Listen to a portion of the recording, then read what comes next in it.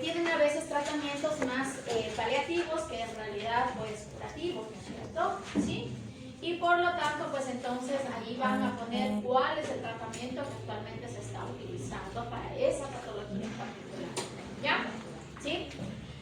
Sin embargo, gran parte de las investigaciones que ustedes vieron, ¿sí? Gran parte de eso va orientado hacia buscar terapias génicas, ¿sí?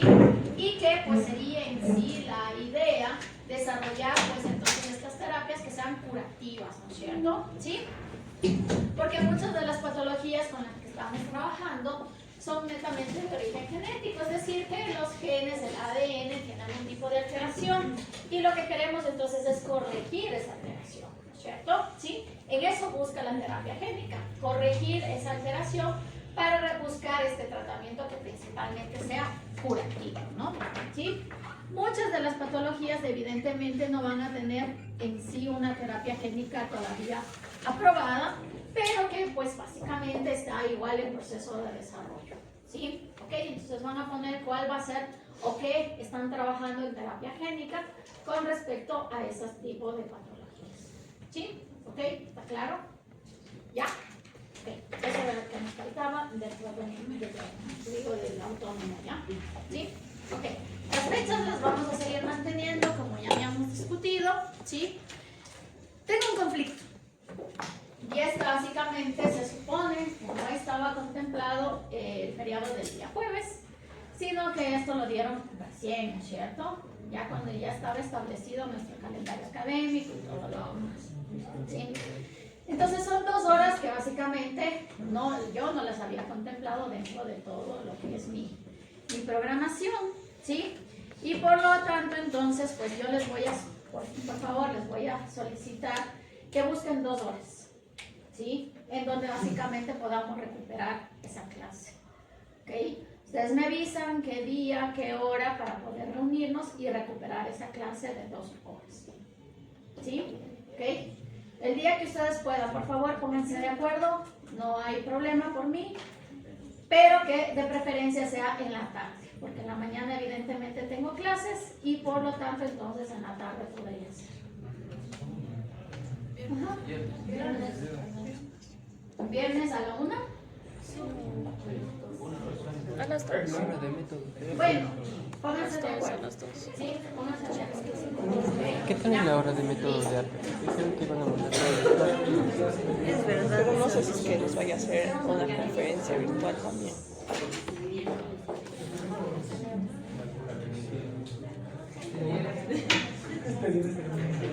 Este viernes dice.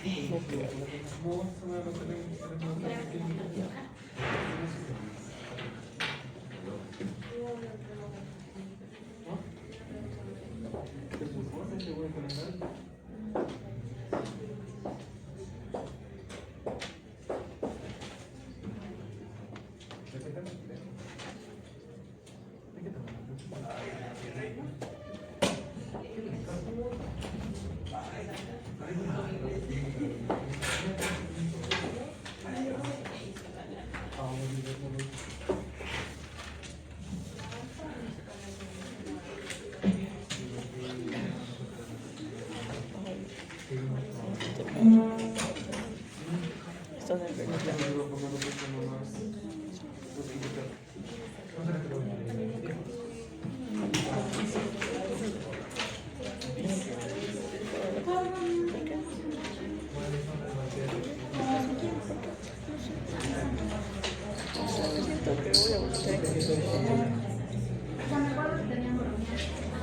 Ayer también vi su pieza.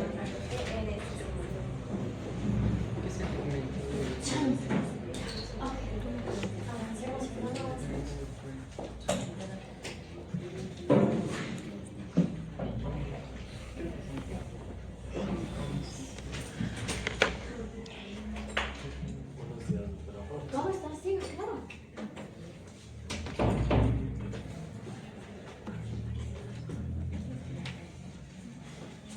Vean cuánto hemos avanzado.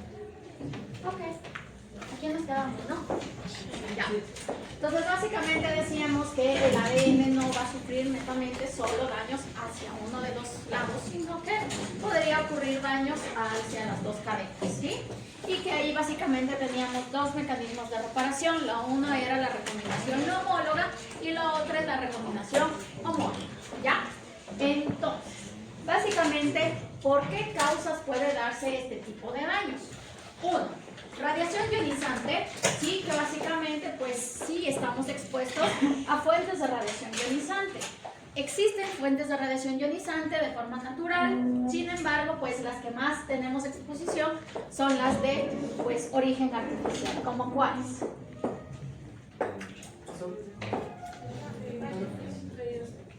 Rayos X, exactamente, ¿sí? Por eso, básicamente, pues usted no es que pueda hacerse un sinnúmero ilimitado de radiografías, al menos en un corto periodo, ¿no es cierto? Porque cada vez que usted pues está expuesto a los rayos X, existe un grado de radiación que usted está absorbiendo, ¿ok?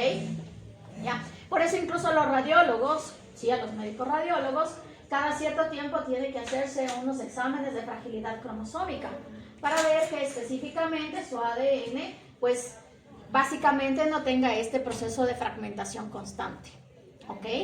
¿Ya? Listo. De ahí, ¿qué otra fuente tenemos de radiación ionizante?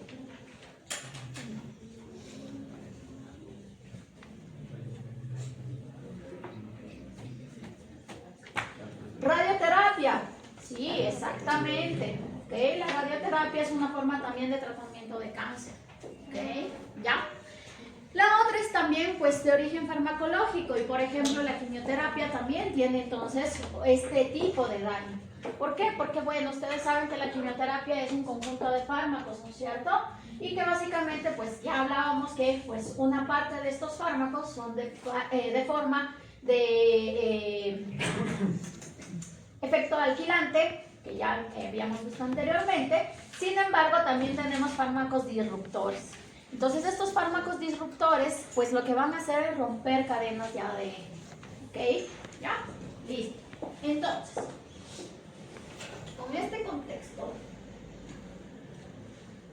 vamos a hablar primero, entonces, de la recombinación no homóloga. ¿Sí? ¿Ok? Entonces, ¿qué va a pasar en la recombinación no homóloga? Y es que básicamente, pues bueno, como todo proceso que hemos visto hasta el momento en los mecanismos de reparación, es que existen enzimas que se encargan de, pues, identificar, ¿no es cierto? ¿Sí? De poder identificar el daño, ¿ok? En este caso, entonces, vamos a tener un dímero. Este dímero va a estar formado por las proteínas Ku, ¿sí? Tanto Ku70 como Ku80, ¿sí? Cuando Ku se dimeriza con estas dos subunidades, con 70 y con 80, pues básicamente entonces esto lo que va a hacer es que va a reclutar a otra enzima. Esta otra enzima es la PKS, ¿sí? Dependiente de DNA, ¿ok? Esta PK básicamente es una quinasa, ¿sí? Sinasa también, que es lo mismo, ¿ok? Entonces, ¿qué van a hacer? Ku, cuando se dimeriza, ¿sí? Lo que va a hacer es pegarse hacia los extremos del DNA roto. ¿Qué hacen estas dos? Principalmente lo que van a hacer es estabilizar y proteger los extremos de ADN que están rotos. Se fue con todo.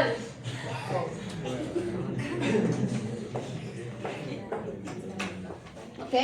Entonces, básicamente ahí lo que tenemos es que Ku, como les decía, se dimeriza y al dimerizarse se pega hacia los extremos rotos.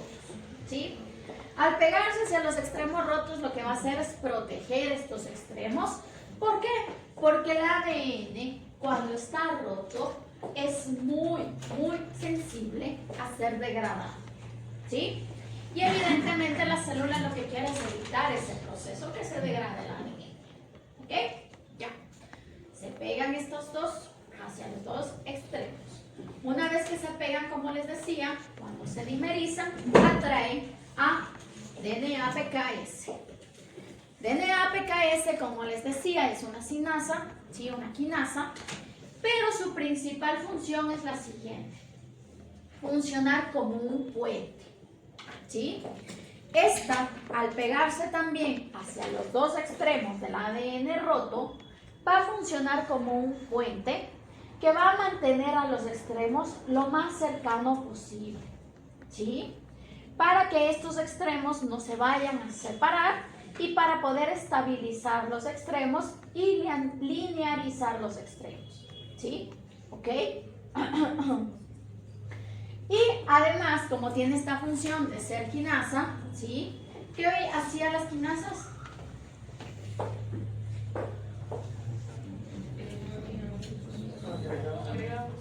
Exacto, fosforilan, ¿no es cierto? ¿Sí?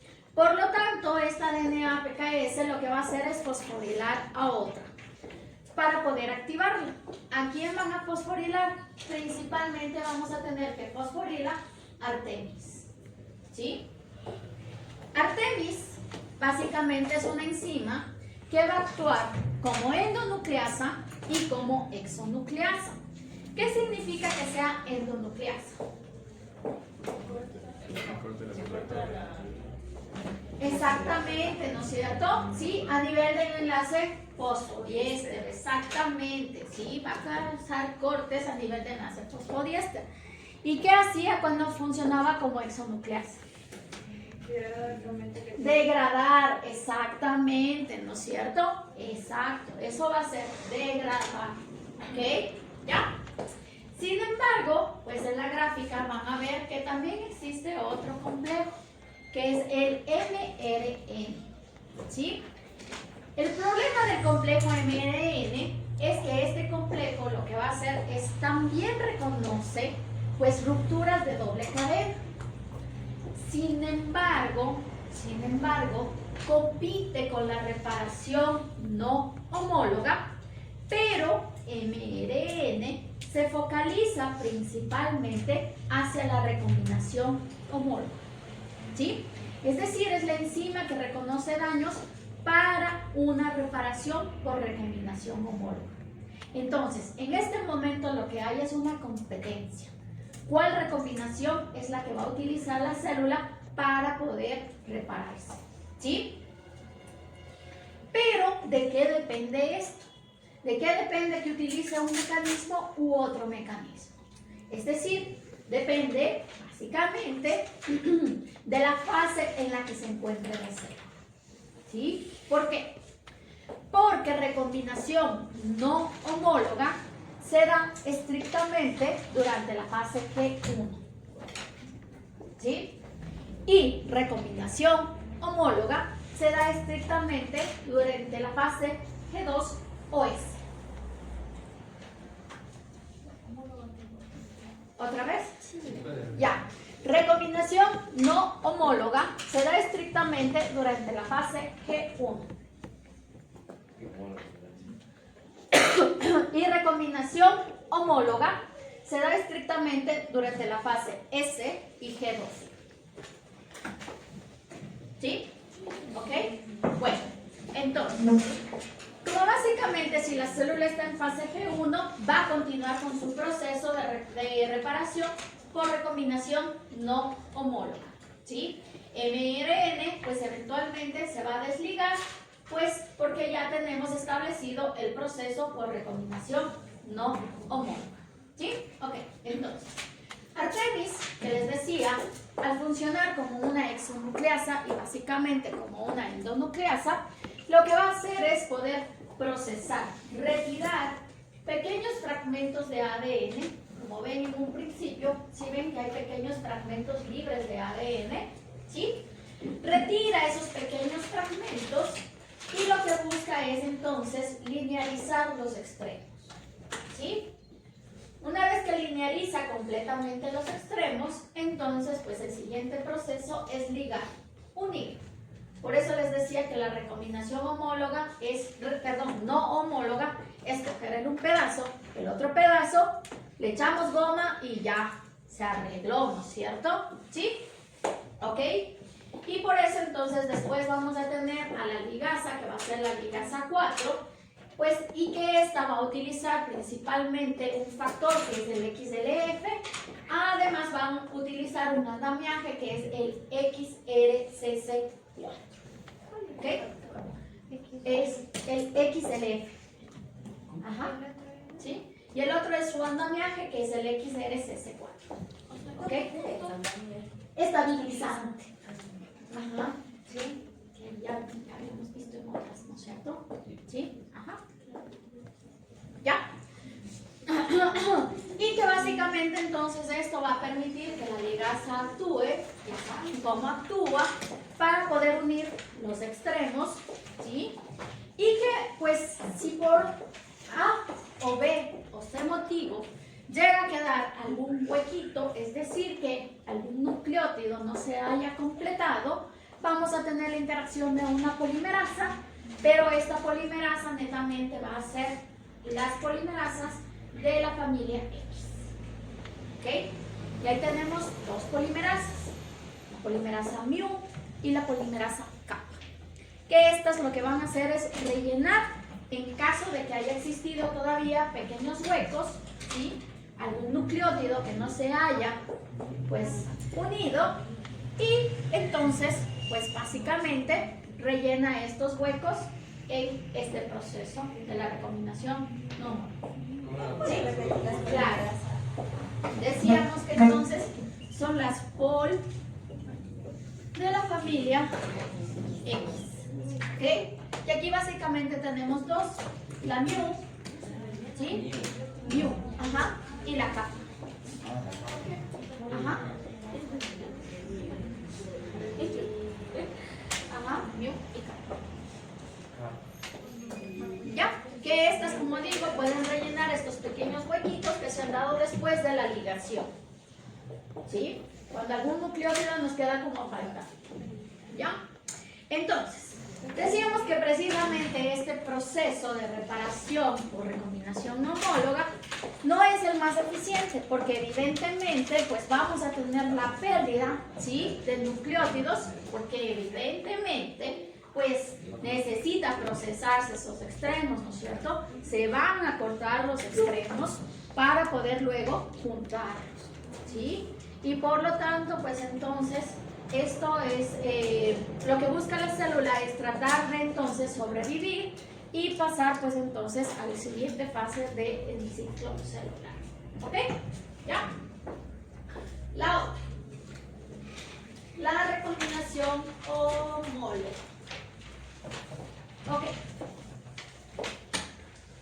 Aquí básicamente vamos a tener que pues el primero que va a identificar los daños es mRNA, que es un complejo trimolecular, bueno, triproteico, que ya vamos a ver de qué se trata, ¿sí?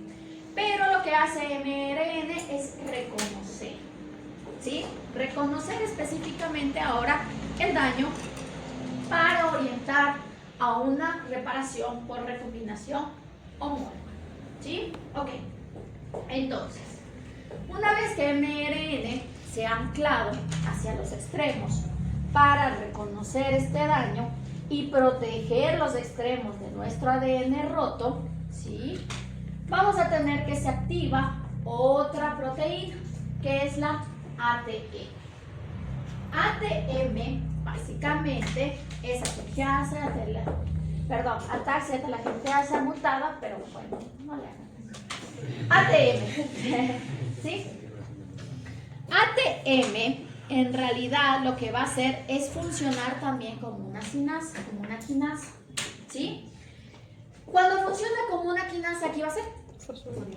Exactamente. ¿Qué va a fosforilar? Lo que va a fosforilar en este caso es básicamente histonas. Específicamente va a fosforilar a H2A. ¿Sí? Que básicamente pues lo que busca es marcar el sitio en donde debe ser la reparación. ¿Sí? ¿Ok? Y por lo tanto, pues entonces ya tenemos a mRN, ya tenemos a ATM, que pues con el uso de ciertas enzimas que ya vamos a ver, ¿sí? Van a procesar nuevamente los extremos, ¿sí?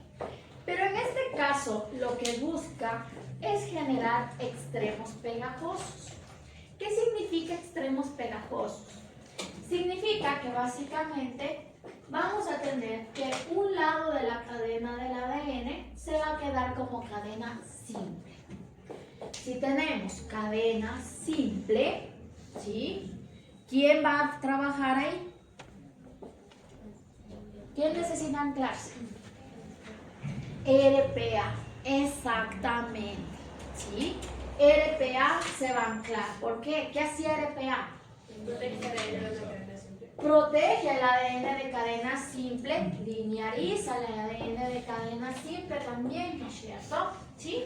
Por eso entonces RPA va a actuar hacia estos extremos, ¿sí? ¿Ok? De cadena simple. ¿Ya?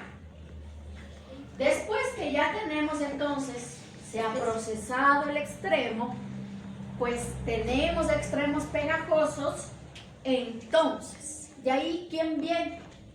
Viene RAD51. Pero RAD51 lo que va a hacer es desplazar a RPA y quedarse RAD51 anclado al extremo. ¿Para qué? Porque con estos extremos van a formarse filamentos de ADN que el RAD51, ayudado por otras enzimas, ¿qué pasó? Ya me perdí. ¿Hasta dónde llegamos?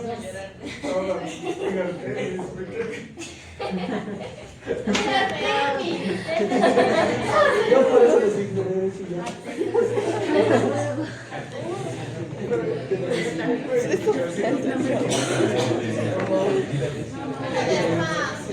Otra vez.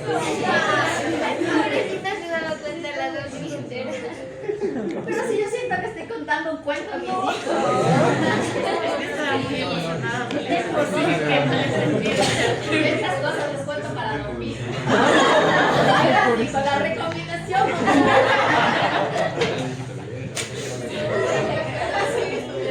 Pero esto es más efectivo para que vean.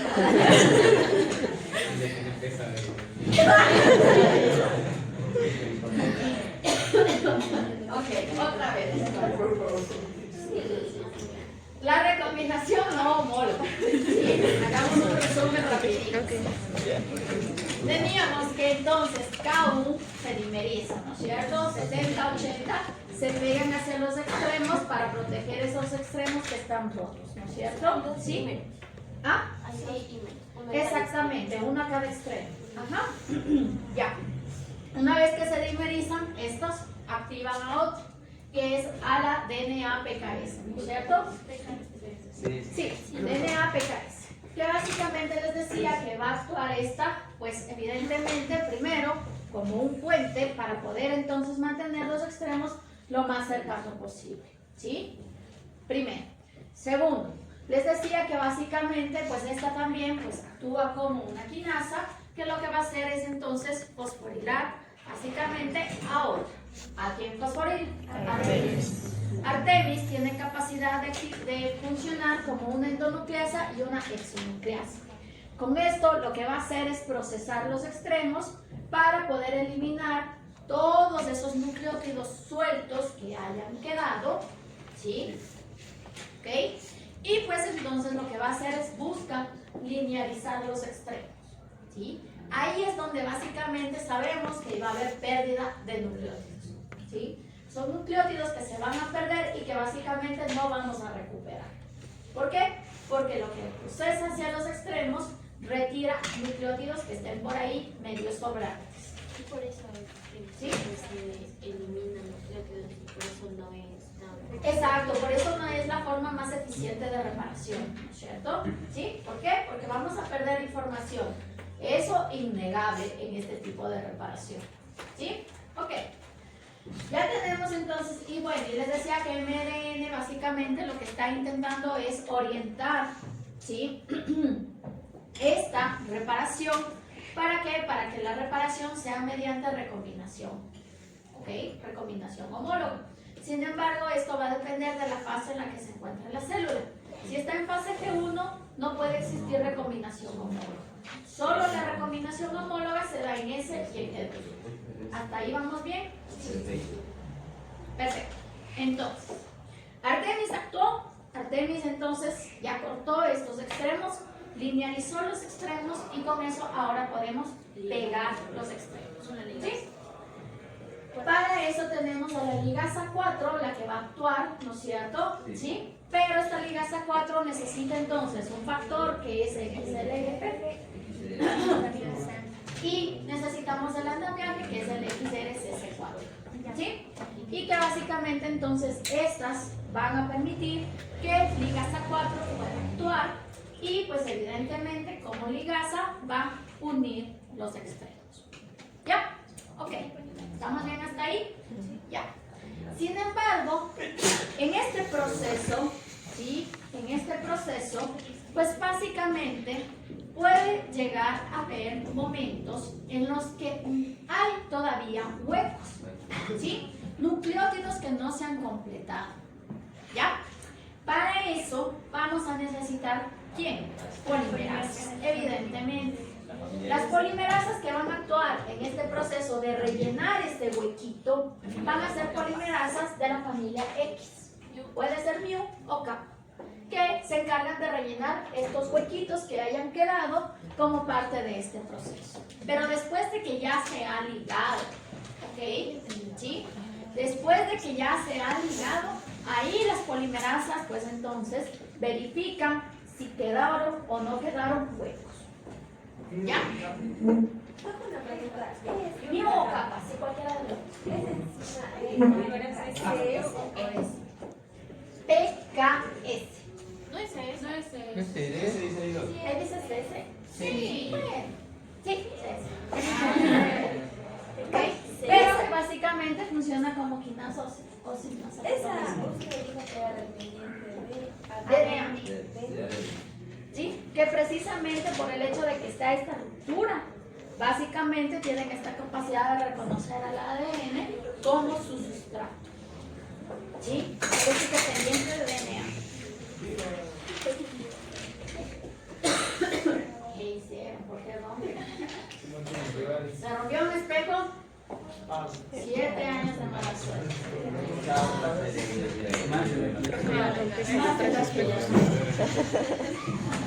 Ok, bueno, ahora, recombinación homóloga, ¿sí?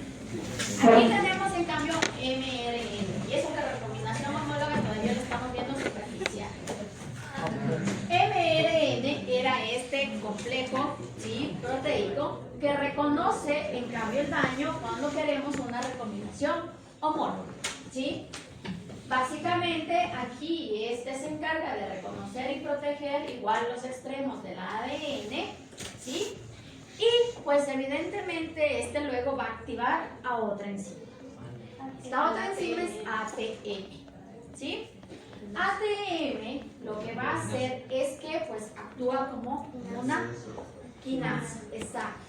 Y va a fosforilar, ¿sí? A histonas, específicamente H2A, ¿sí? ¿Para qué? Para poder marcar el sitio que necesita repararse, ¿sí? ¿Ok? ¿Ya? ¿Vamos bien hasta ahí? Perfecto. Luego vamos a tener otro par de enzimas que se van a encargar de procesar los extremos, ¿sí? Estas, pues, evidentemente van a actuar como endonucleasas y como exonucleasas para poder procesar los extremos. Con eso vamos a obtener extremos que les decía pegajosos, ¿no es cierto? Que se caracterizan por tener un extremo de cadena simple. Como es este extremo de cadena simple, las RPA tienen que actuar. Recuerdan que eso es innegable, ¿no es cierto? ¿Sí? ¿Ok? Entonces, RPA protege y estabiliza al extremo de cadena simple. ¿Ya? Luego viene otra enzima, que es RAD51. RAD51 ayudada de otras enzimas, vamos a ver en un segundo, ¿sí? Lo que va a hacer es que, pues, va a desplazar a ERPA, ¿sí? Y RAD51 se va a quedar anclado a este extremo de cadena simple, ¿ok? Con eso, básicamente, vamos a tener, pues, filamentos de ADN, ¿sí? Y que, ayudados por RAD51, estos filamentos de ADN lo que van a hacer es invadir, ¿sí? Físicamente van a invadir a la cromátide hermana, ¿sí? RAD51 con otras enzimas lo que van a hacer es ir revisando la información de la cromátide hermana hasta encontrar la secuencia idéntica, ¿sí? La secuencia idéntica del fragmento que debe ser reparado, ¿sí? ¿Ok? ¿Por qué? Básicamente recuerden que durante la fase S, ¿qué va a pasar? ¿Qué pasaba en la fase S?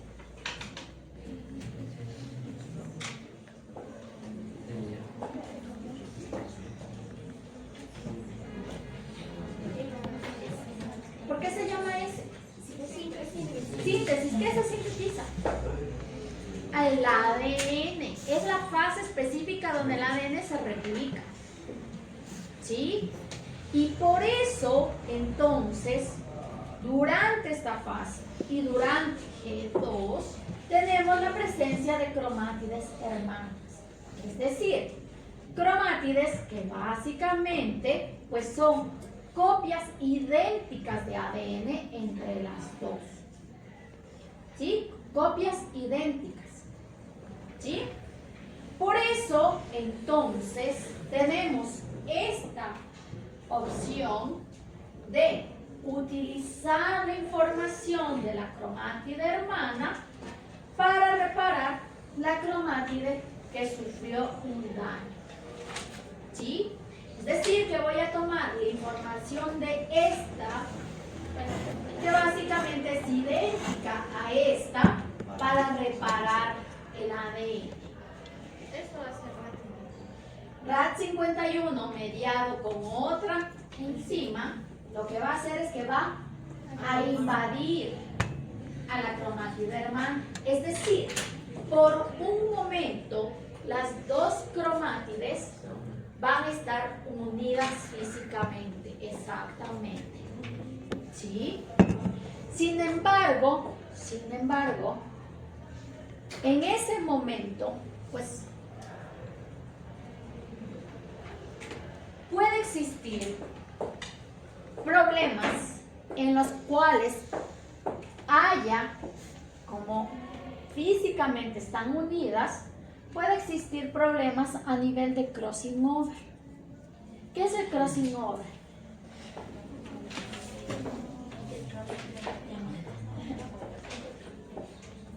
Intercambio, ¿sí? ¿Qué pasa en el crossing over? ¿Y cuándo ocurre? Una recombinación genética, exactamente. El crossing over específicamente existe o sucede en la división meiótica, ¿no es cierto? ¿Sí? Recuerda que las células tienen dos procesos de división.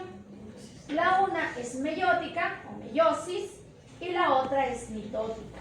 Depende de qué básicamente busca la célula general. ¿Por qué?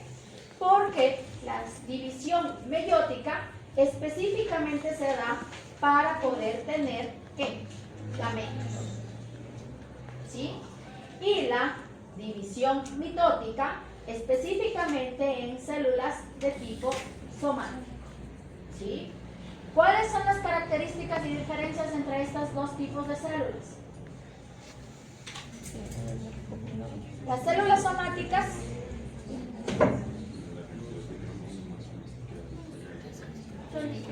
ok, es diferente, ¿no es cierto? Su carga genética, ¿sí? En las semánticas vamos a tener 46 cromosomas, 23 pares, ¿no es cierto? ¿Sí? Pero en las gaméticas vamos a tener solo la mitad de la carga genética, es decir, solo 23 cromosomas, ¿no es cierto? ¿Sí? Ok. Entonces, la idea de la división meiótica y de que exista el crossing over es que haya un intercambio genético, ¿sí? Esto lo que va a hacer es aumentar la variabilidad genética, ¿sí? ¿Ok? Es decir, que durante la meiosis es correcto y es fundamental que exista el crossing over, ¿ya?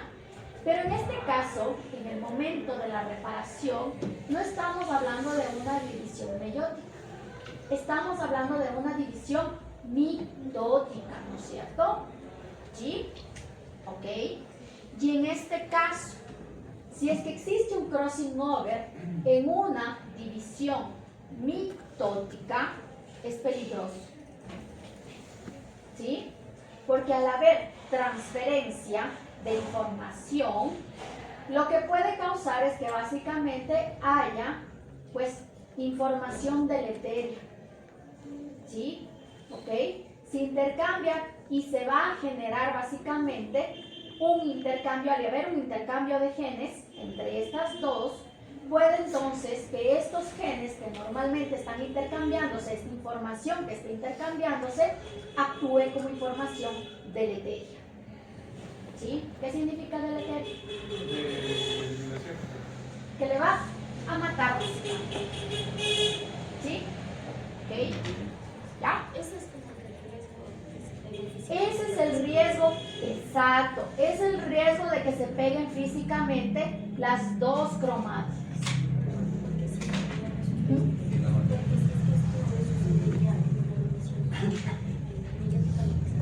Claro, es que en una revisión meiótica, recuerden, lo que busca es que básicamente sí existe este intercambio para aumentar la variabilidad genética y al final lo que vamos a obtener es la mitad de los cromosomas que normalmente tenemos en una célula. ¿Por qué? Porque al final los gametos lo que buscan entonces es que 23 cromosomas de mamá y 23 cromosomas de papá se junten, ¿no es cierto? ¿Sí? Y luego, bueno, ya tenemos todo el asunto. ¿Ok? Pero acá, en cambio, en una división mitótica es peligrosa el crossing over. ¿Sí? ¿Ok? Ya. Entonces, hay básicamente esta unión momentánea, ¿sí?, de las dos cromátides hermanas. ¿Ok? Una vez que ya se identifica la zona, que recuerdan que les decía que RAD51, mediado con otras enzimas, busca, ¿no es cierto? ¿Sí? Va analizando la cromatida hermana hasta encontrar la secuencia idéntica que necesita ser reparada. ¿Sí? Ahí, ¿quién intervendrá para poder reparar?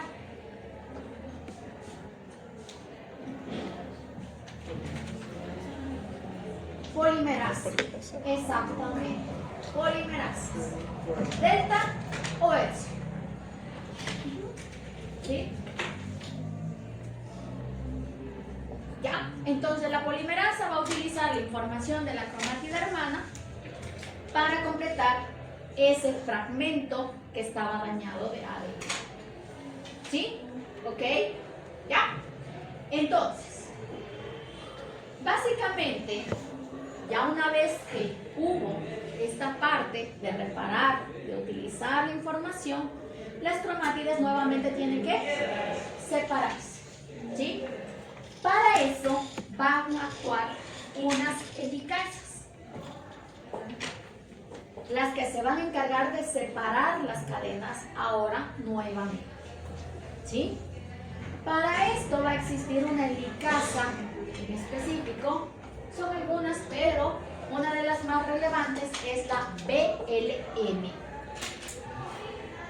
¿Sí? BLM. ¿Sí? Que esta va a actuar como helicasa para poder separar las cadenas. ¿Sí? O sea que ahorita que estaban unidas, ahora se vuelvan a separar. ¿Ok? Y BLM entonces va a separar las cadenas, garantizando que básicamente no exista crossing over. ¿Sí? Y con eso, entonces, el mecanismo de reparación básicamente termina. ¿Sí? Entonces,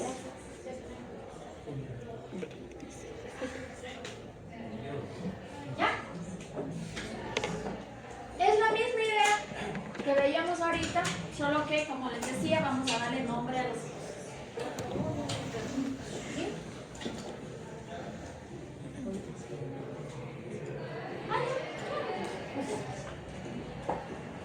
Pensé que iba a decir eso tan me iba a corregir. Disculpen, pero ustedes saben.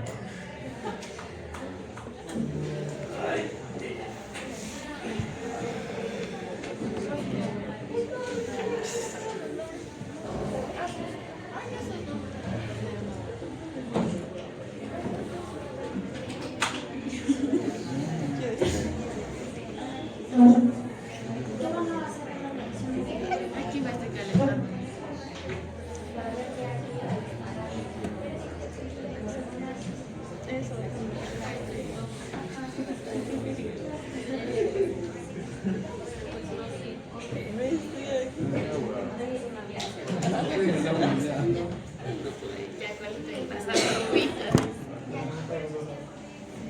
Ya, entonces, les decía que mRN era un complejo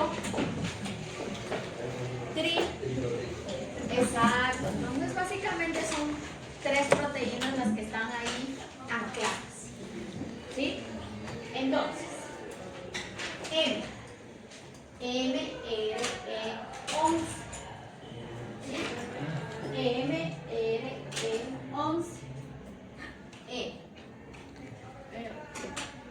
R. RAT 50. ¿Sí? A ver, otra vez. El mRN está conformado por 3 proteínas. ¿Sí? MRE11. RAT 50. ¿Sí? ¿Ok? ¿Qué nos falta? NBS1. ¿Sí? Y ahí tenemos ya las 3 encima. NBS1. ¿Sí? A ver, MRE11, RAT 50. ¿Sí? Y la NBS1. ¿Sí? ¿Ok? MR. ¿Entienden, no? Ya. Sin embargo, les decía que vamos a necesitar otras enzimas que se encarguen de procesar los extremos. ¿Se acuerdan? Que les decía que igual vamos a necesitar una exonucleasa y una endonucleasa. ¿Sí? ¿Ok? Entonces, ¿quién actúa como endonucleasa? Como endonucleasa va a actuar lo que es la CTIP. ¿Sí? Que va ayudada o mediada por BRCA1. ¿Sí? Otra vez.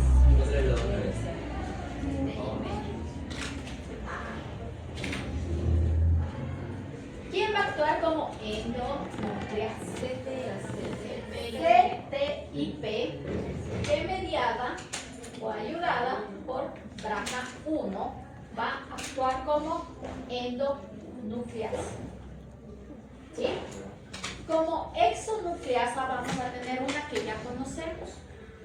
Exonucleasa 1. ¿Sí? Ajá. ¿Sí? Endonucleasa es.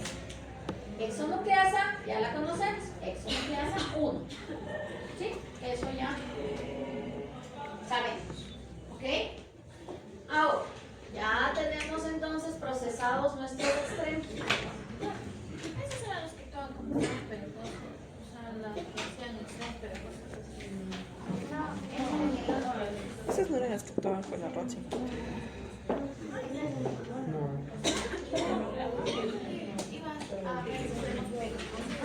Por eso, ajá.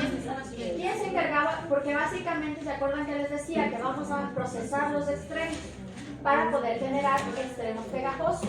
Para eso necesitamos una endonucleasa y una exonucleasa. Exactamente. ¿Sí? La una actúa como endonucleasa y básicamente les decía que la otra va a actuar como exonucleasa. Para poder procesar algún Me dijo que para se vaya a perder en el camino. Y le trae la mano. Venga, ¿qué? Perdón. STIB. Ajá, sí. Esa es la que va a actuar como endonucleasa, ¿no es cierto? ¿Sí? Y de ahí vamos a tener exonucleasa, básicamente la exo 1, que ya la conocemos, para poder degradar parte de los extremos. Con eso tenemos ya extremos pegajosos. Ya se procesaron los extremos. ¿Sí? Después de eso, ¿quién venía? RPA.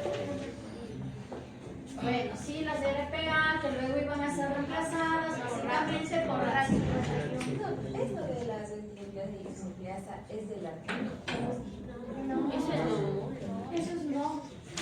Olvídate. Ya supéralo. Eso es el amor. Exacto, ahorita solo estábamos viendo la recomendación homóloga.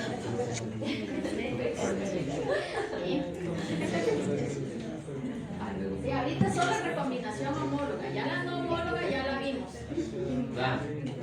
Pasado de Pax. ¿Sí? No puede. Ok, de ahí teníamos RAD 51, ¿no es cierto? ¿Sí? Ok. Que RAD 51 básicamente con ayuda de BRCA2. ¿Sí? BRCA2. Ajá. ¿Ya? Y también BRCA1. ¿Se acuerdan que les decía que RAD 51 ayudado por otras enzimas? ¿Sí? Van a anclarse hacia los extremos para que estos sean extremos filamentosos. ¿Se acuerdan? ¿Sí?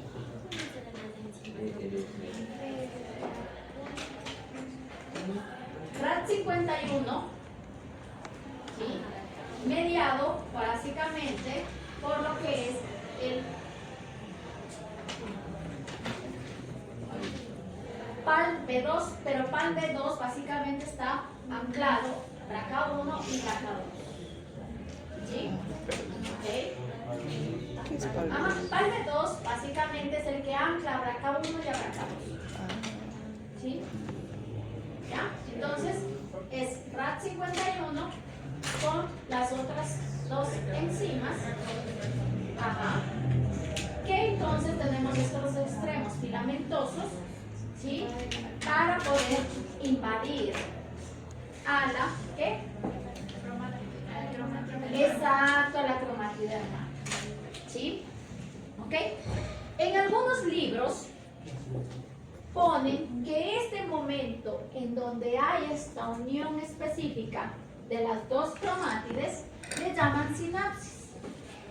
Pero en otros libros le ponen puentes Holiday. ¿Sí? En donde es este proceso de que la cromátide rota invade a la cromátide que está intacta. ¿Sí? Ajá. Les llaman puentes Holiday y en otros les llaman sinapsis. Sí, exacto. Tenemos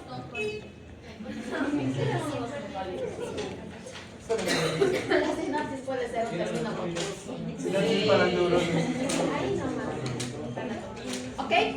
Entonces, es este momento en donde invade, ¿sí? En donde invade, ¿sí?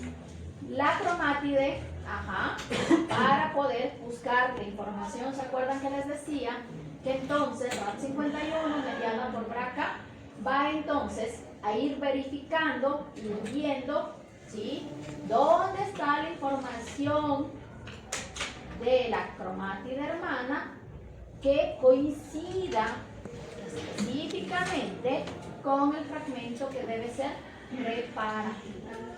¿Sí? ¿Okay? ¿Se quiere decir que el proceso de salida ya está mediado por RAT 51 y las otras enzimas? Y las bracas. Ajá. ¿Sí? ¿Ya? Entonces, por eso, ¿sí?, va a haber una unión momentánea de las dos cromátides, ¿sí?, en donde su información, ¿sí?, su información va a utilizarse para reparar el daño en la cromátide hermana, en la que esté dañada. ¿Sí? ¿Ok? ¿Ya? Pero les decía que entonces, pues, la idea es que no haya crossing over, ¿sí? Para esto una helicasa venía a trabajar. Bueno, ya hubo esta parte, necesitamos ahora reparar, perdón, me olvidé esta parte. Vamos a reparar, para eso tenemos polimerasa. Delta o epsilon se va a trabajar en ese proceso. ¿Sí? ¿Ok? ¿Ya? Y después les decía que para nuevamente separar las cromátides, vamos a tener helicasas que se van a encargar de separar las cromátides, que es la BLI. ¿Sí? Esta helicasa lo que busca es evitar al máximo que exista crossing over. ¿Sí? Porque les decía que el crossing over en mitosis puede ser deleterio. ¿Sí? Así que la célula muere. Si hay información, cruza la información. BLM. Ajá. ¿Sí? ¿Hasta aquí, pueblo, estamos bien? Sí. Perfecto. Hemos acabado con mecanismos de reparación. ¿Qué pasa cuando los mecanismos de reparación, en cambio? Exacto, no funcionan. ¿Qué pasa cuando no funcionan o cuando básicamente alguno de sus elementos falla? Ustedes se dan cuenta que gran parte de los mecanismos de reparación son secuencias en cascada. Es decir, que una enzima necesita de la otra para poder activar a la siguiente, y así vamos teniendo un montón de pasos que necesitan ser utilizados para un mecanismo de reparación eficiente. ¿Sí? Ok.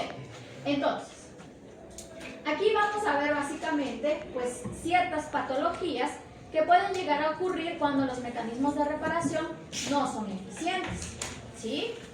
Sin embargo, ustedes tienen que investigar cuál es la clínica, el diagnóstico y tratamiento de esas patologías, ¿sí? Y solo vamos a ver la parte molecular.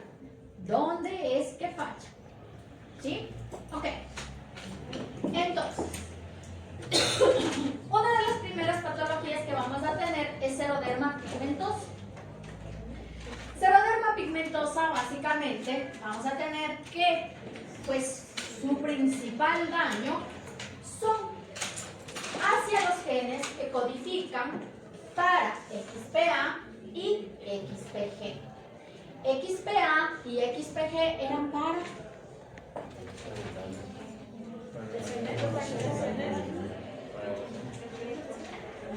XPA, recuerdan que era el que verificaba que exista el daño, ¿no es cierto? Principalmente el NER, ¿no es cierto? ¿Sí? Claro. Les decía que básicamente entonces, seroderma pigmentosa, vamos a tener que, pues, los genes que codifican para XPA, para XPG, tienen básicamente alguna alteración, alguna mutación, por los cuales estas dos enzimas no van a ser sintetizadas de forma eficiente. ¿Sí? Perdón. Y si tenemos daño a nivel de NER, recuerden que NER va a reparar daños a nivel de ¿qué?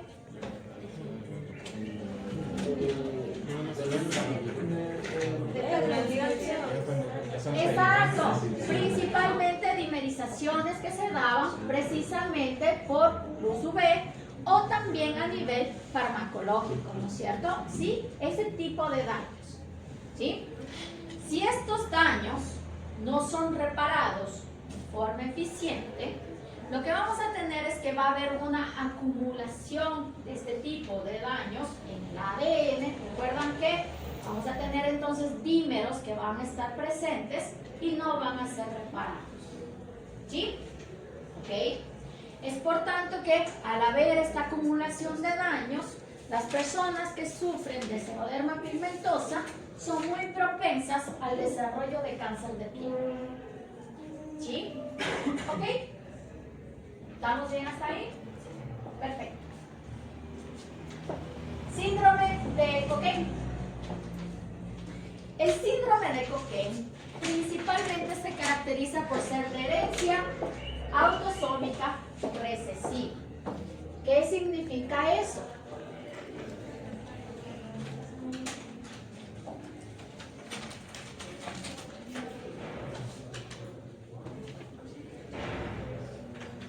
¿Qué significa que sea de herencia autosómica recesiva? A ver.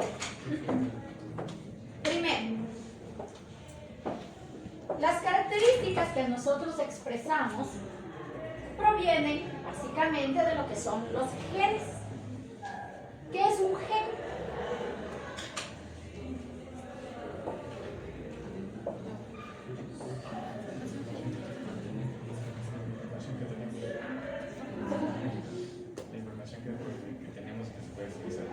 Ok, básicamente es un fragmento de ADN que es el que tiene o el que contiene información codificante, ¿no es cierto? Información que evidentemente luego, pues esta va a ser la que se use para sintetizar las distintas proteínas. ¿Sí? Ok. ¿Qué es un alelo?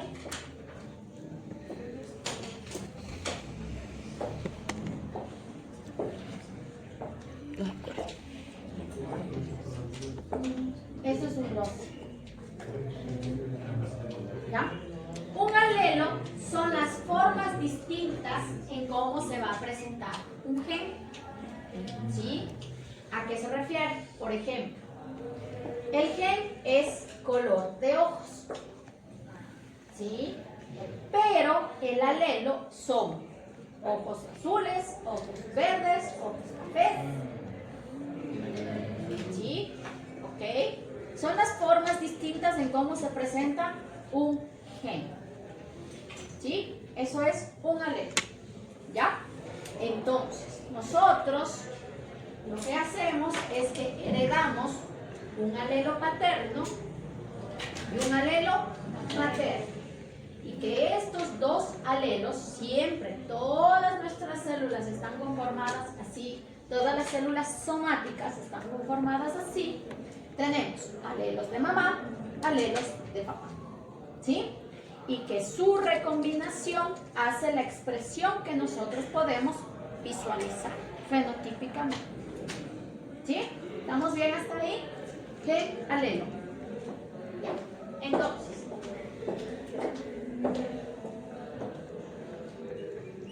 los alelos que podemos básicamente tener pueden ser de dos formas de expresión: alelos dominantes o alelos recesivos. ¿Sí? ¿Ok? Dominante significa que siempre esa expresión se va a notar, a ver. ¿Sí? Recesivo, la expresión no siempre vamos a notar. ¿Sí? ¿Ok? Solo en ciertos momentos. ¿Ya? Entonces, ¿cómo es que nosotros entonces podemos tener nuestros distintos alelos? Podemos ser homocigotos dominantes, en donde tenemos dos alelos dominantes. ¿Sí? Podemos ser heterocigotos, en donde tenemos un alelo dominante y un alelo recesivo. ¿Sí? O podemos ser homocigotos recesivos. ¿Sí? ¿Ok? Entonces, en estas dos circunstancias, la característica que yo voy a poder identificar es netamente la del alelo dominante. ¿Sí? Y en esta circunstancia, la característica que yo voy a poder identificar es netamente la del alelo recesivo. ¿Sí? ¿Estamos bien hasta ahí? ¿Sí? ¿Sí? ¿Está claro? Perfecto. Por ejemplo, en esta clase, alce la mano. ¿Quién tiene sangre de tipo O? ¿Qué cosa de quién? ¿Quién quiere 10? Ah, sangre tipo. ¿Quién tiene sangre de tipo O? Si notan, la mayoría del curso tiene sangre de tipo O. Somos recesivos. Somos homocigotos recesivos. Es decir, un alelo recesivo me dio mi papá y el otro alelo recesivo me dio mi mamá. Se conjugaron en mí y yo expreso entonces esa característica recesiva. Ser de sangre tipo O. ¿Sí? ¿Ok? Sin embargo, tipo A y tipo B son dominantes. ¿Sí? ¿Ok? Son dominantes. Ajá. Pero esto no significa que los de tipo A no podrían ser, por ejemplo, heterocigotos. ¿Sí? Ok. Bueno, es solo un ejemplo para que entiendan cómo es el proceso. ¿Sí? Ok. Entonces, con eso ya determinamos la primera parte, que básicamente dice que es una herencia recesiva. ¿Sí? Ya sabemos cómo se va a presentar cuando es recesivo. ¿Sí? ¿Qué significa que sea autosómico? Nuestras células somáticas, ¿sí?, se van a caracterizar por tener 23 pares de cromosomas, 22 autosómicos y 1 sexual. ¿Sí? Entonces, quiere decir que estos alelos de herencia autosómica van a estar presentes en cualquiera de los 22. ¿Sí? ¿Ok? En cualquiera de los 22 pares. No van a estar anclados al sexual. Por eso es una herencia autosómica recesiva. ¿Está claro? ¿Sí? Ok, perfecto. Entonces, ¿qué es lo que estamos viendo o cómo es que básicamente pues va a pasar dentro de esto? Lo que ocurre es que entonces vamos a tener mutaciones de los genes principalmente asociados a CSB, que estas mutaciones evidentemente las heredaron a partir de sus papás, ¿no es cierto? ¿Sí?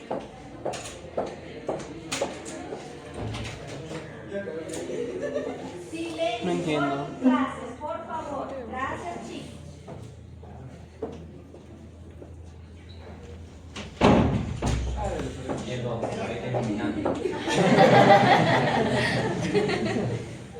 Ok, entonces, les decía que básicamente, evidentemente estas mutaciones las heredaron desde sus papás, ¿no es cierto?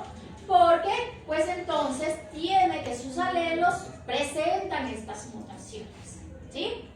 Y pues, como es autosómica recesiva, las dos vienen con esta fase, ¿sí? Y por tanto, entonces, pues, los genes que codifican para CSB no van a ser eficientes. No van a, entonces a codificar para esa enzima. Si no codifican para esa enzima, recuerden que CSB era importante ¿en qué? Reconocimiento específico de TCNR. ¿Sí? Y recuerden que TCNR era para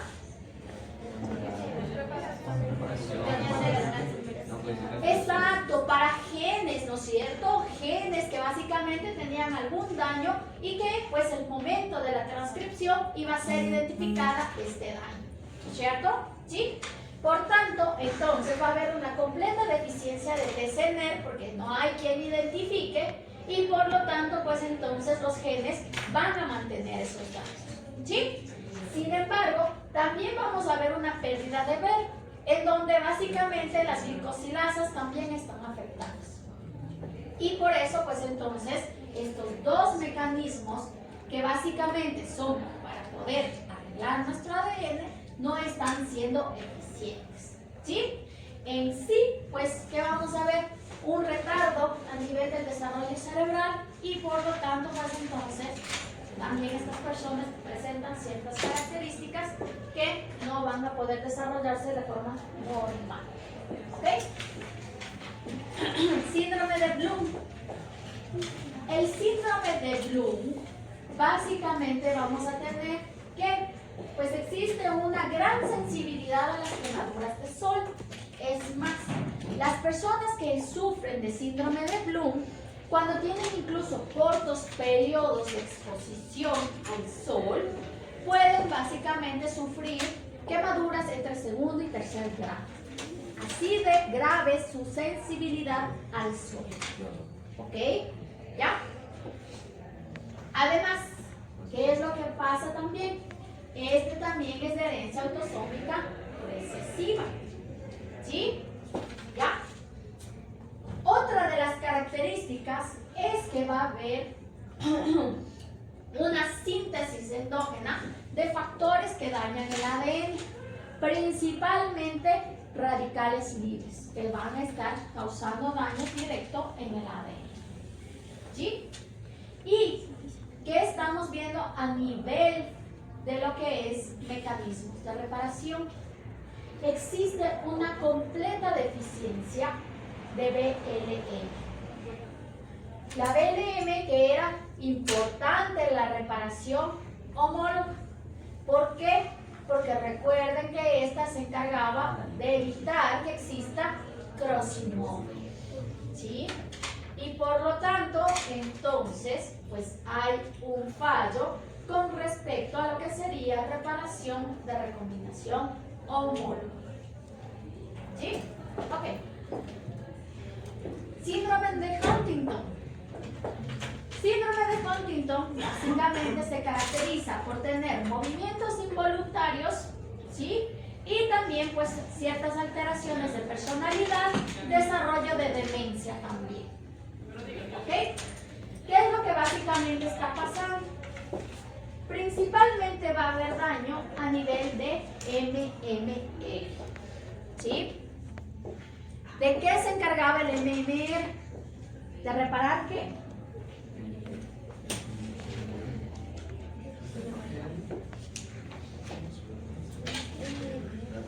MMR o mismatch repair, ¿se acuerdan?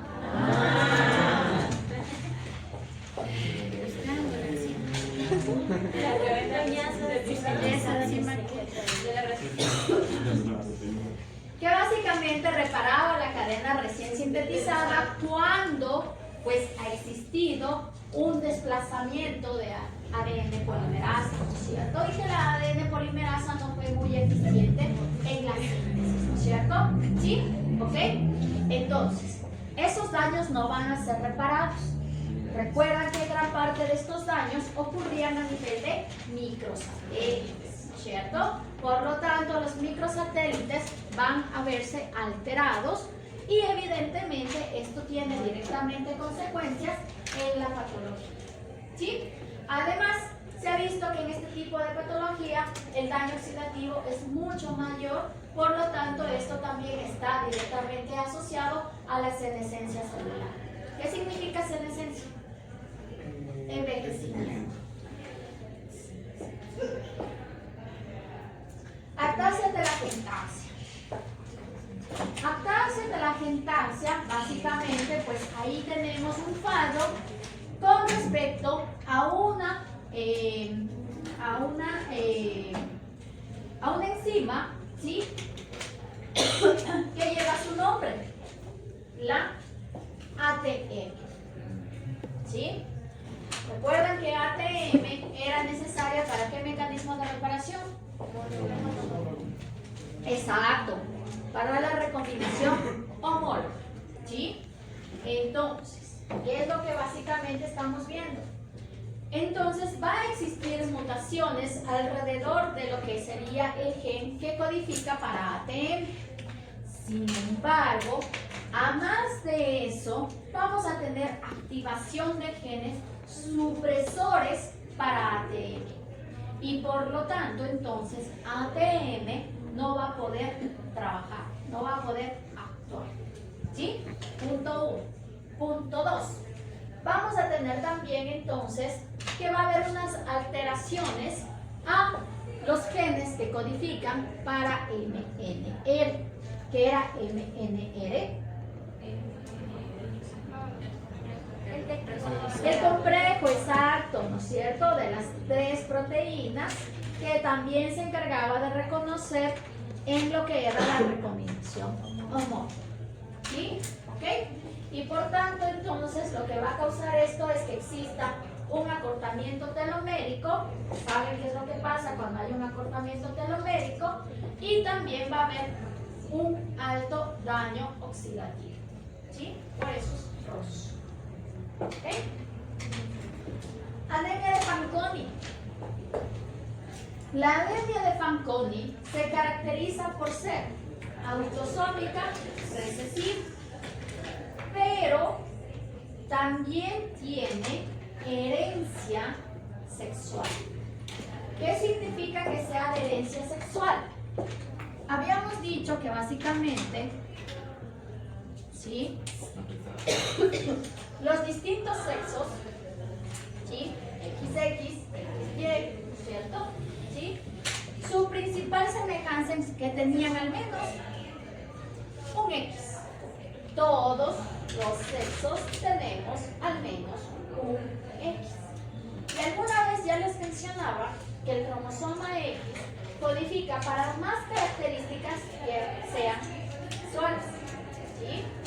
Y que básicamente entonces, pues, ¿quién va a tener la afectación en este caso? Precisamente el cromosoma X, ¿sí?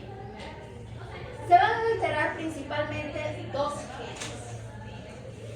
Estos 2 genes que se van a alterar son el gen FAN-C, que este gen FAN-C es autosómico, ¿sí? Y el gen FAN-B, que este en cambio es de herencia sexual, es decir, está anclado al X. ¿Sí? Estos 2 genes codifican para enzimas activadoras de BRCA1 y BRCA2. Si estas enzimas activadoras de BRCA1 y BRCA2 no son codificadas o no es eficiente su síntesis, evidentemente BRCA1 y BRCA2 no va a poder trabajar. Y recuerda que BRCA1 y BRCA2 eran importantes para la recombinación homóloga. ¿Sí? ¿Ok? Ya. ¿Estamos bien hasta aquí? ¿Sí? Perfecto. Con eso hemos acabado esta parte.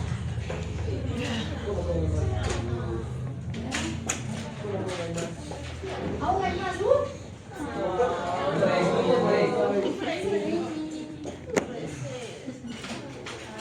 Ok, 2 minutos de descanso. Ya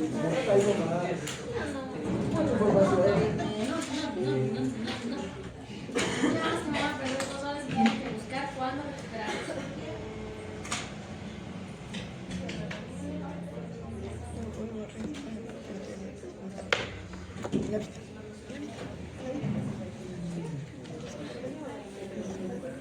¿Tienen completo tal vez el síndrome de Brown?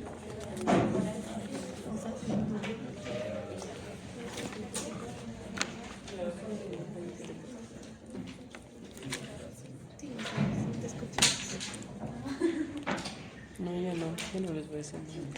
¿Por qué? a tener que cuestionar perfectamente esto. Me ignoran.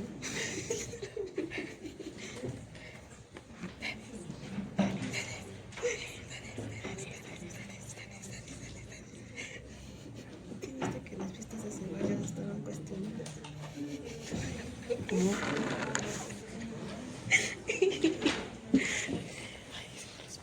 ¿Qué dicen de mis cebollas? Estaban muy buenas las fiestas. ¿Escuchaste? Y pasó así. Mentira. Ay, poniendo este otro. Ah, ya pude. Es que me la comes. Ah, ok. Ya vi. Ah,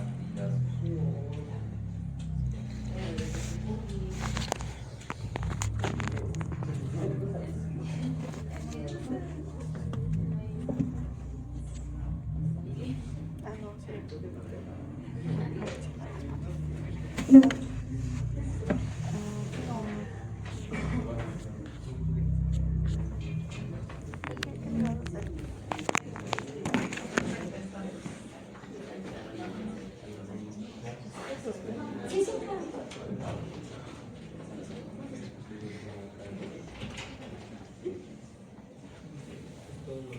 Vale el baño de aquí. Tampoco no. Vale el baño de aquí. ¿Y por qué no? Porque yo llegué y no olía. Estaba cerrado. Sí, debe estar bien. Voy a ver. Regreso.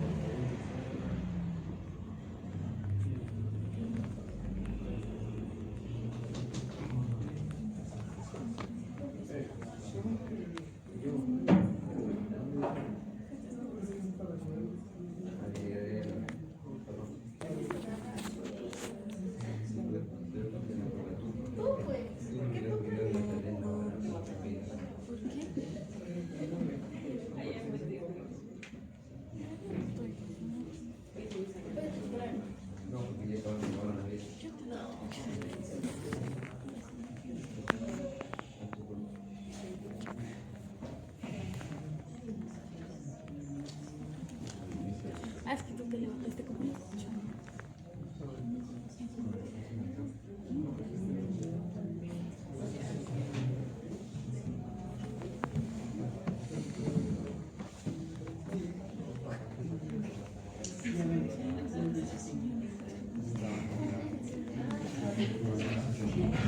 Bueno, Doc, empecemos la clase.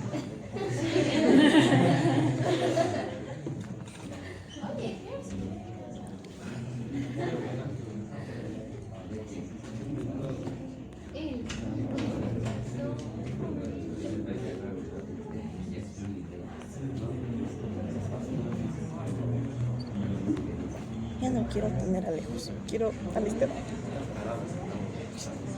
Ah, ¿sabes qué? ¿Qué Esteban? Se me vino a la cabeza cuando dijiste Esteban. Es Esteban. ¿Qué Esteban? ¿Que estás hablando con el que estás hablando? Ajá, ah, ya. ¿Qué más preguntas? ¿Qué es Esteban?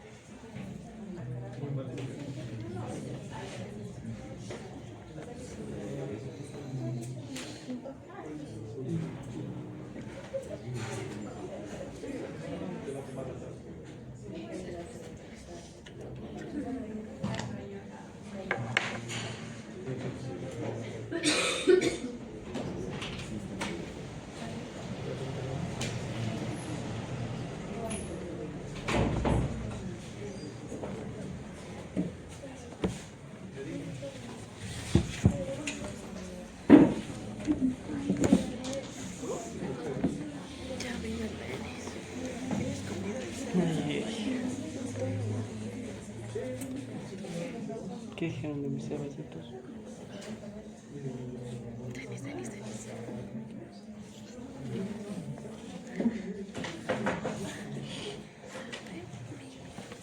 Tienen anotado el síndrome de Bloom que estaba afectado en la parte de biología molecular. Deficiencia de la BL melicasa.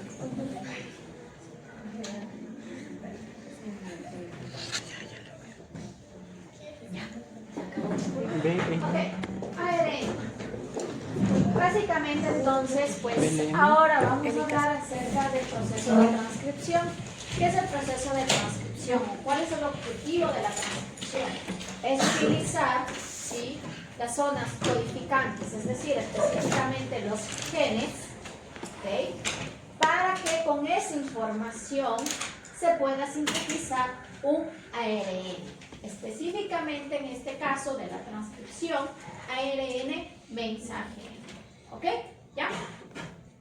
Entonces, el ARN tiene ciertas características que lo hacen único versus a lo que veíamos en el ADN. ¿Sí?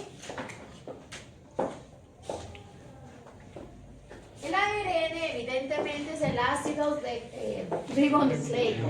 Básicamente entonces pues tiene dos características que lo hacen, como decía, particular. Uno, es que también vamos a tener una pentosa, pero en este caso tenemos a la ribosa como la pentosa, como el azúcar, que es la parte integral de nuestro RNA, ¿sí? Y dos, también tenemos 4 bases nitrogenadas.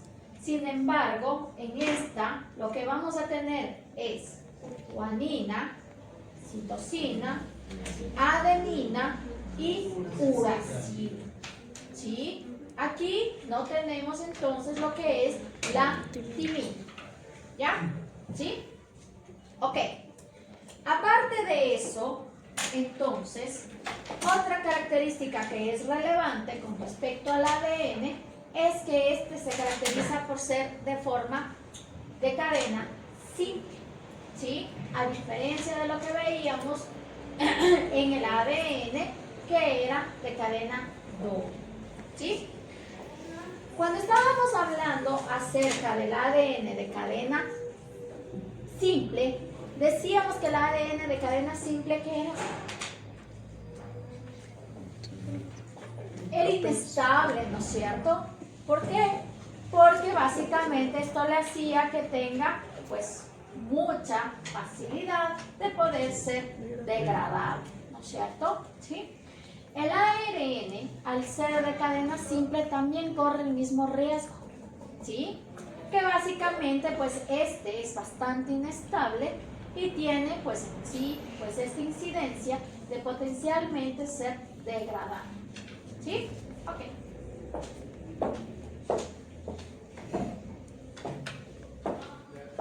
Entonces, recuerden que el ARN evidentemente va a ser sintetizado a partir de secuencias de ADN, ¿sí? Y que básicamente, pues, a más de tener estas características que ya hablábamos, tiene características funcionales bastante importantes. ¿Por qué características funcionales bastante importantes? Existe mucha versatilidad con respecto a lo que es el ARN. ¿A qué me refiero con versatilidad? El mismo ARN puede actuar de diferentes formas, ¿sí? Por ejemplo, el ARN de transferencia, ¿sí? ¿Qué hablamos del ARN de transferencia? Que este es un ARN también de cadena simple, pero por sus características, este se pliega sobre sí mismo hasta poder formar una estructura tridimensional y que cuya función es evidentemente cargar a los aminoácidos durante el proceso de la traducción. ¿Sí? ¿Ok? Ahora, también tenemos, por ejemplo, el ARN ribosómico, ¿sí? O ribosomal, ¿ya? Que básicamente este ARN ribosomal es importante en la estructura de las distintas subunidades del ribosoma, ¿sí? Sin embargo, pues el ARN también puede trabajar como agente catalítico. ¿Qué significa que sea o que trabaje como agente catalítico?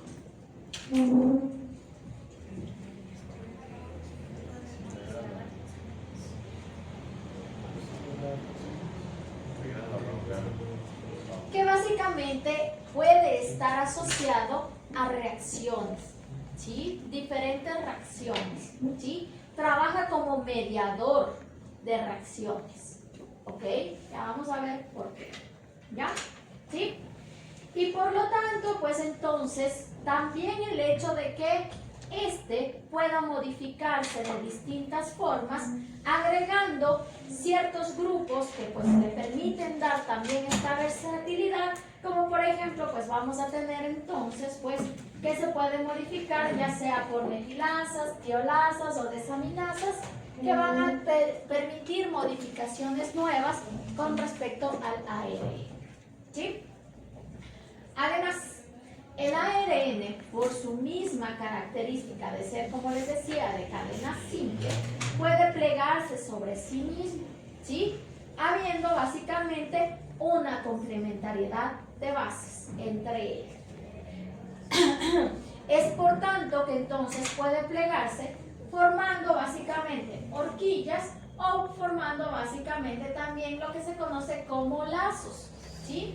Como por ejemplo, en el ARN de transferencia, lo común es que tengamos 3 lazos hacia los extremos, en donde las bases van a interactuar entre ellas para poder entonces formar esta característica de plegamiento. ¿Sí? Ok. Al igual que el ADN, veíamos que tenemos también purinas y también pirimidinas. ¿Sí? Ok. Siendo nuevamente las purinas adenina y guanina, ¿sí? Pero en las pirimidinas vamos a tener citosina y netamente uras, ¿sí? ¿Okay? Guanina no hay. Entonces, les decía que básicamente hablando del proceso de transcripción, ¿sí? Pues básicamente vamos a sintetizar una molécula de ARN a partir de información de ADN.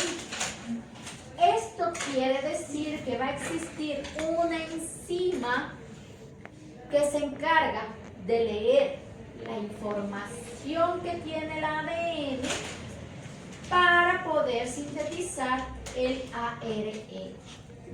Esta enzima es la transcriptasa, ¿sí? O ARN polimerasa. Lo mismo. Claro. Les decía que entonces la transcripción es que vamos a obtener una molécula de ARN a partir de la información que tiene el ADN. Para esto va a existir una enzima que se va a encargar de leer la información que tiene el ADN y a partir de esta información sintetizar ARN. ¿Sí? Y que básicamente esto lo que va a hacer es que vamos a tener entonces una secuencia de ARN que va a ser complementaria a la secuencia de ADN. ¿Ok? ¿Qué me refiero con eso? Y ahí vamos a quedar.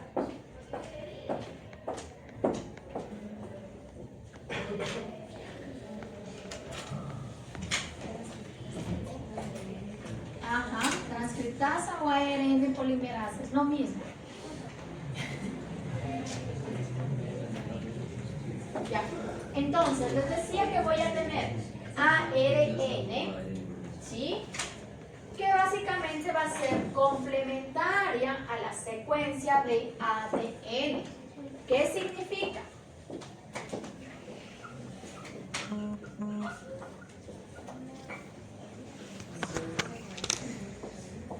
Aquí tengo ADN, ¿sí?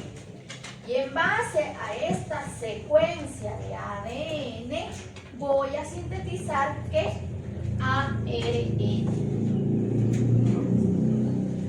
¿Sí? ¿Ok? Es decir, entonces voy a tener una secuencia complementaria de ARN en base a la información que tiene el ADN. ¿Qué significa? Que si tengo adenina en mi ADN, ¿qué voy a tener en mi ARN? Uracilo, exactamente. Si tengo timina en mi ADN, ¿qué voy a tener en mi ARN? Adenina. Si tengo citosina en mi ADN, voy a tener que en mi ARN. Exactamente. Si tengo guanina, si tengo timina, si tengo adenina, si tengo timina, si tengo otra vez adenina y si tengo citosina, perfecto. ¿Ok? Es por tanto que entonces la transcriptasa, como les decía, lee el ADN y en base a la información del ADN sintetiza ARN. ¿Sí? ¿Cuál o en qué sentido se sintetizará el ARN?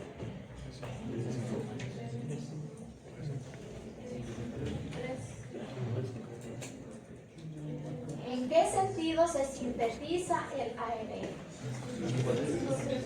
5-3. ¿Por qué?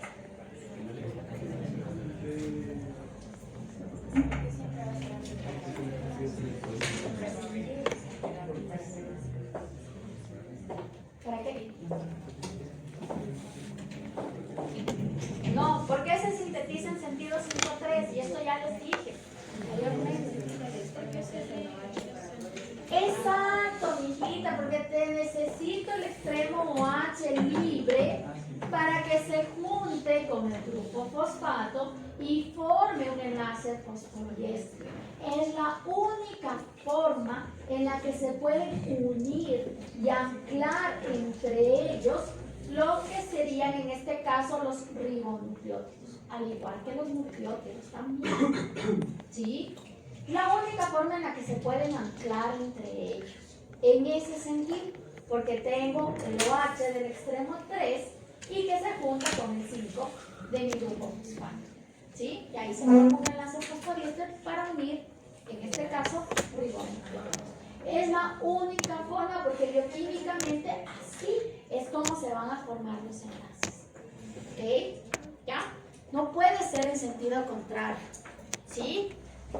Si en genética le dicen lo contrario, usted le discute al profesor. ¿Por qué? Exacto. El otro se me hace como más carnita. Pero espero que se acuerden, por Dios, ¿por qué? Por usted me va a acordar.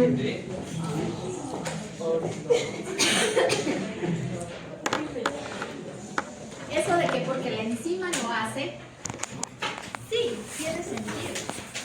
Pero en realidad no es que solo la enzima lo hace porque le da la gana Puedes hacerlo pasar. así.